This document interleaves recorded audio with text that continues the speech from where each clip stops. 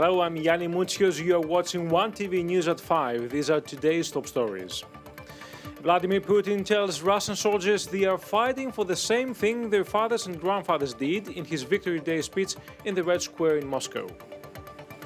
The G7 committed to phasing out or banning Russian oil and denounced President Vladimir Putin's invasion of Ukraine. Unions to march in the Athens city centre on Tuesday, May 10th, to protest against a new bill on healthcare.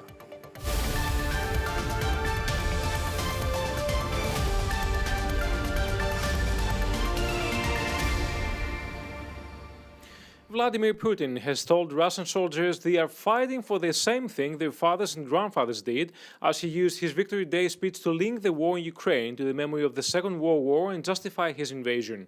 Prior to the speech, foreign officials had said Putin could use it to launch a full mobilization of Russian troops or formally declare war in Ukraine, but there were no large policy announcements.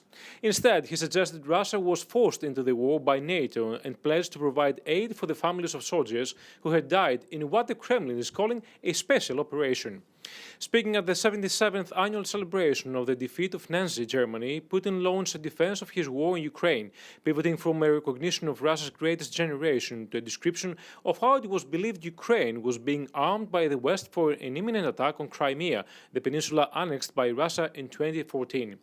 NATO countries did not want to listen to us, Putin said. They had different plans and we saw it. They were planning an invasion into our historic lands, including Crimea. Russia gave a preemptive rebuff to aggression. It was a forced, timely, and only right decision. He also described the war as sacred. The defense of the motherland when its fate was being decided has always been sacred, Putin said, speaking of the Second World War. And now you are fighting for our people in the Donbass, for the security of our homeland, Russia. Now here is how Russian President Vladimir Putin described the war in Ukraine. В эти дни вы сражаетесь за наших людей на Донбассе, за безопасность нашей Родины, России. Россия всегда выступала за создание системы равной и неделимой безопасности. Системы, которая жизненно необходима всему мировому сообществу. В декабре прошлого года мы предложили заключить договор о гарантиях безопасности. Россия призывала Запад к честному диалогу, к поиску разумных, компромиссных решений, к учету интересов друг друга. Все напрасно. Страны НАТО не захотели нас услышать. А это значит, что на самом деле у них были совершенно другие планы. И мы это видели. В открытую шла подготовка к очередной карательной операции на Донбассе, к вторжению на наши исторические земли, включая Крым. В Киеве заявляли о возможном приобретении ядерного оружия. Блок НАТО начал активное военное освоение прилегающих к нам территорий. Таким образом, планомерно создавалась абсолютно неприемлемая для нас угроза, причем непосредственно у наших границ. Россия дала упреждающий отпор агрессии. Это было вынужденное, своевременное и единственно правильное решение.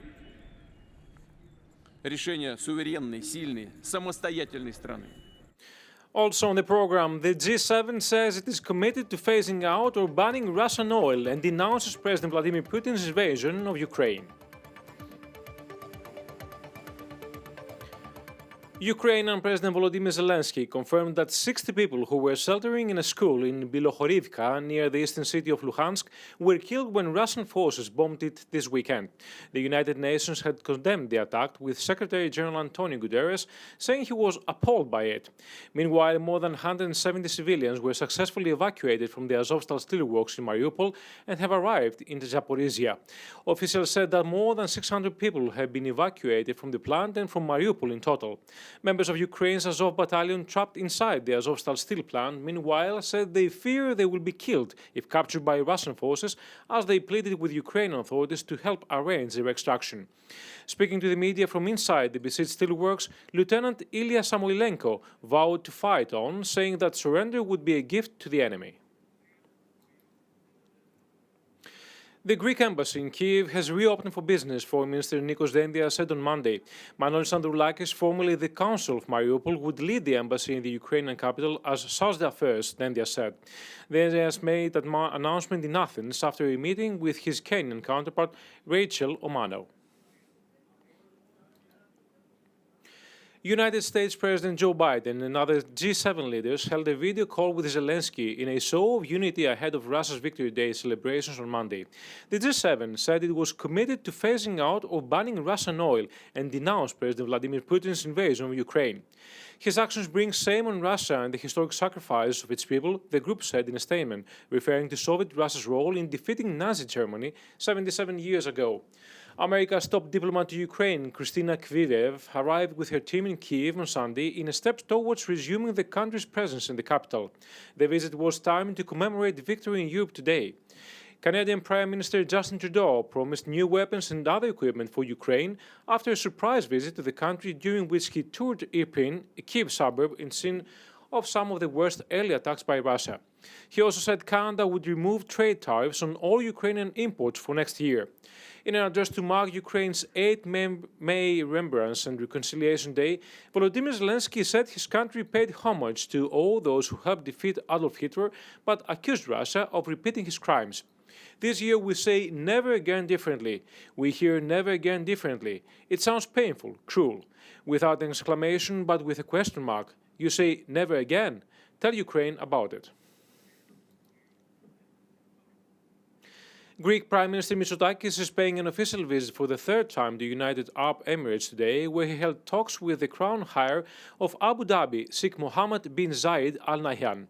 Multiple agreements on the investment sector as well as the economic and technological cooperation were signed between the two countries. Industrial and climatic action, energy, health and security cooperation were also sectors on which bilateral agreements were signed. The two leaders exchanged views on the recent developments in the Eastern Mediterranean. Prime Minister Mitsotakis notified the crown heir of Turkey's provocatory actions and emphasized that the neighboring countries' behavior poses a risk to the stability in the region. Prime Minister Mitsotakis discussed the Ukrainian crisis with Prince Mohammed bin Zayed Al Nahyan, concluding that the geopolitical developments urge for a European Union and United Arab Emirates' new approach on security, energy and green transition issues. Coming up next, unions to march in the Athens city centre on Tuesday, May 10th to protest against the new bill on healthcare. More than 170,000 members of the Democratic Party Kinal voted yesterday for the change of the name. Voters were to choose between the name of PASOK Kinal and Kinal on its own. The majority of party members opted for PASOK, the Pan-Hellenic Socialist Party with a long historic tradition dating back to the 80s, with Andreas Papandreou being the leader of a party that remained in office for more than 20 consecutive years. Party executives appeared extremely satisfied with the voters' turnaround that exceeded the 100,000 expectations. Nikos Androulakis' party leader said that people's attendance has strengthened hope that was born in December 2021, and he thanked the 170,000 voters who attended the elections by have work in the future of their party. Androulakis made special reference to the symbols of the PASOK party, saying that our symbol, the sun, has returned along with memories of our historical party that was related to our people's struggle for democracy, social justice and national dignity. Unions are scheduled to march in the Athens city centre on Tuesday, May 10th to protest against the new bill on healthcare.